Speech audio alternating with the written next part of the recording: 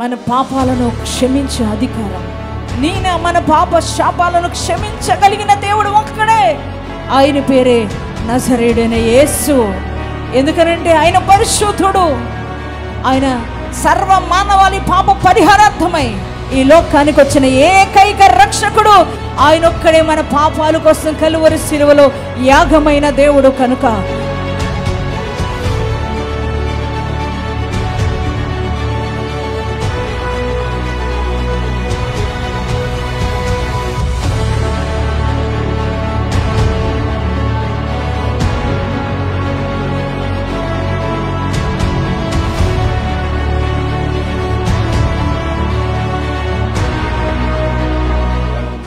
మారాలని చెప్పేసి పాల్గొని 10 నెలల మట్టి ఈయన రిక్వెస్ట్ చేసుకుంటూ అయ్యగారి చెప్తా వచ్చాడు.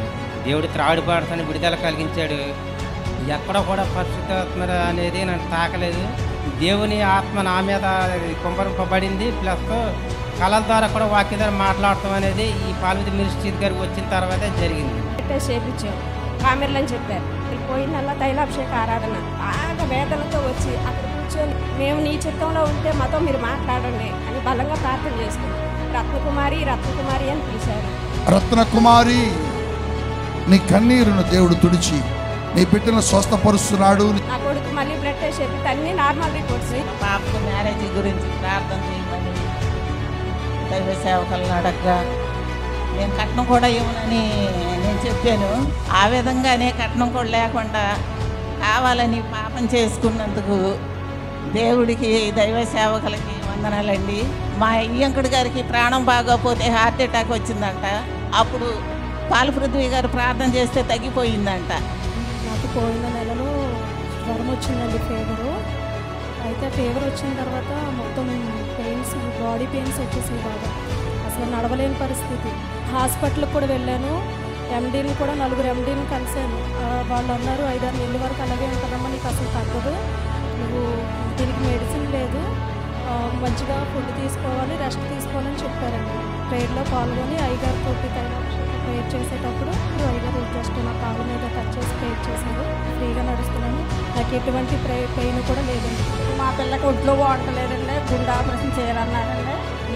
విజయవాడ అక్కడ తీసుకెళ్ళానండి. ఆయన అన్నారండి, అమ్మ ఆపరేషన్ చేస్తాం కానీ పిల్ల బతకత అన్నారండి. 5 నెలల నుంచి వస్తున్నామండి. ఆ పిల్ల బాబు బాగానే ఉందండి. జ్ఞానాలుడు కుమారుడు చిన్న బాబు అండి.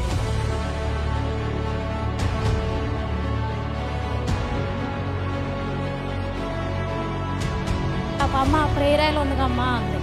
నేను అసలు ఎవరికీ ఉపయోగించలేదండి. అది ఫస్ట్ మొట్టమొదటిగా ఇంట్లో తీసుకెళ్ళి పెట్టాను.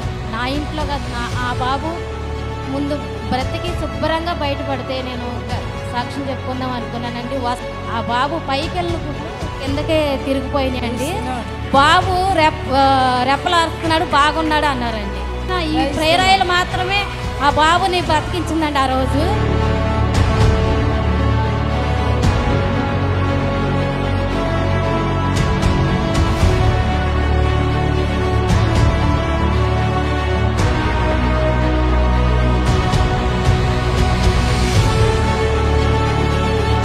ఈరోజు బాబుకి, మా చిన్న కుమారుడికి బాగోకపోతే ఎక్కడికి తీసుకెళ్ళినా తగ్గట్లేదు. ప్రార్థన చేయించుకుందాం అన్న ఆశతో వచ్చాను. కానీ దేవుడు అనుకోని రీతిగా నన్ను దర్శించి బాబుని అయ్యగారి ద్వారా నన్ను పిలిచి బాబు ప్రార్థన చేయటం జరిగింది. ఇది అందరూ ఫేక్ అనుకుంటున్నారు కానీ ఇది రియల్ అన్న సంగతి తెలియట్లేదు.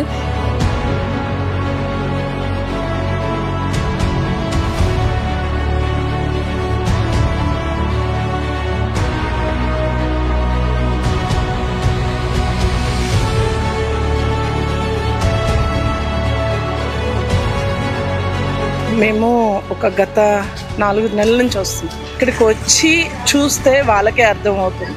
నేను వచ్చిన ఈ 4 నెలల్లో కూడా ఎంతోమందిని స్వస్థత పడిన వాళ్ళని చూశాను, క్యాన్సర్ తగ్గిన వాళ్ళని చూశాను. వాళ్ళ రిపోర్ట్స్ కూడా మేము విన్నాము, సాక్ష్యాలు. లైక్ ఎంతో వేదనలో ఉన్న మాకు అన్న ఓదార్పు ఎంతగానో తన కుటుంబంగా మమ్మల్ని మాట్లాడి మాకు ఓదార్పుని, ధైర్యాన్ని ఇస్తూ వస్తున్నారు. ప్రార్థన పెట్టిన కాడి నుంచి నేను వస్తానే ఉన్నాను. వచ్చిన కాడి నుంచి నాకు కూడా చాలా బాగుంది. ప్రార్థన వల్ల చాలా మంది బలపడ్డారు, చాలా మంది రోగులు బాగుపడ్డారు, చాలా మంది ఎన్నెన్నో కార్యాలు చూశారనమాట. అయ్యగారి ద్వారా అందరికీ రోజులు కాదు, నెలలు కాదు, 1 రోజులోనే అందరికీ ఏ రోగమైనా తగ్గిపోతుంది. నడవలేని వాళ్ళు కూడా నడుస్తున్నారు. ఏ రోగం ఉండ అప్పటికప్పుడు అయ్యగారు ప్రార్థన చేస్తే తగ్గిపోతుంది. వస్తుంది అవన్నీ నమ్మకూడదు అసలుకి. వాళ్ళు అవిశ్వాసాలు కాబట్టి నమ్మట్లేదు. వాళ్ళు నమ్మకం ఉండి వచ్చి స్వస్థపడుతున్నారు. చాలా మంది రోగాలు స్వస్థపడుతున్నారు. అయితే మీరు రోగులతో ఉన్నోళ్ళు, మరి రక్షణ పొందాలన్నోళ్ళు, పిల్లల పెళ్లి కాలేదు, మా బాధలతో సమస్యలతో సతమతం అవుతున్నారు అన్నోళ్ళు మీరందరూ వచ్చి ప్రార్థనలో పాల్గొనాలి. చాలా స్వస్థ ఉంది ఇక్కడ. గత కాలంలో అపోస్తలు దినాల్లో ఎలా వాడుకున్నారో సేవకుల్ని, అదే ఆత్మతో అభిషేకంతో సేవకు వాడుకుంటున్నారు. అయితే చాలామంది తప్పుడు అర్థాలు తీసుకుని తప్పుడుగా మాట్లాడుతున్నారు. కానీ ఏదైనా నిజం ఇక్కడికి వచ్చి చూస్తే అర్థమవుతుంది.